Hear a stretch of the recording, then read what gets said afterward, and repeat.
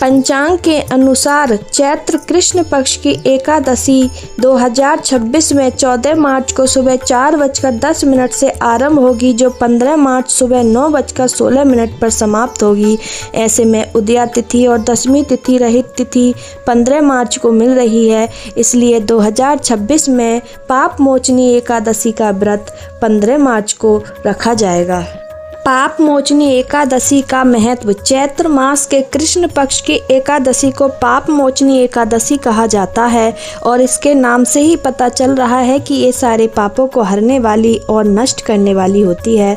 ब्रह्मांड पुराण में लिखा है कि जो व्यक्ति सच्चे हृदय से इस व्रत को रखता है और जो विष्णु जी का पूजन माता लक्ष्मी समेत करता है, उसे सभी पापों से मुक्ति मिलती है और शुभ फलों की प्राप्ति होती है। आइए जानते हैं पाप मोचनी एकादशी की व्रत कथा के अनुसार प्राचीन समय में चित्ररथ नामक एक रमणीक वन था। इस वन में देवराज इंद्र गंधर्व कन्याओं तथा देवताओं सहित स्वच्छंद विहार करते थे।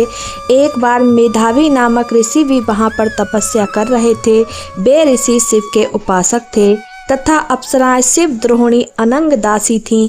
एक बार कामदेव ने मुनि का तप भंग करने के लिए मुनि के पास मंजू घोषा नामक एक अप्सरा को भेजा। युवावस्था वाले मुनि अप्सरा के हाव भाव, नृत्य, गीत तथा कटाक्षों पर काम मोहित हो गए। रति क्रीड़ा करते हुए 57 वर्ष बीत गए।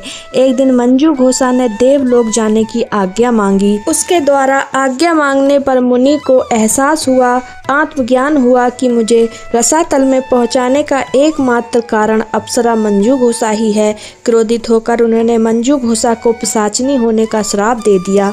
श्राप सुनकर मंजू घोषा ने कांपते हुए ऋषि से मुक्ति का उपाय पूछा।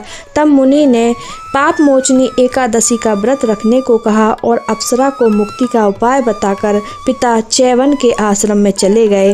पुत्र के मुख से श्राप देने की बात सुनकर चैवन ऋषि ने पुत्र की घोर निंदा की तथा उन्हें पाप मोचनी चैत्र कृष्ण एकादशी का व्रत करने की आज्ञा दी।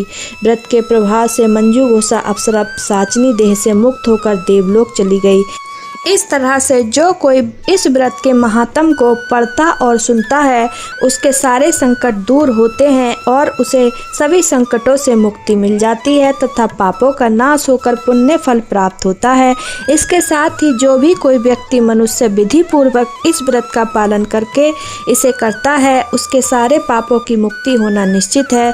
पाप मोचनी एकादशी का व्रत पूर्ण मिलता है। माता लक्ष्मी और विष्णु भगवान की उस पर अपार कृपा बनती है। अगर पोस्ट अच्छी लगे तो कृपया लाइक करें, चैनल को सब्सक्राइब करें।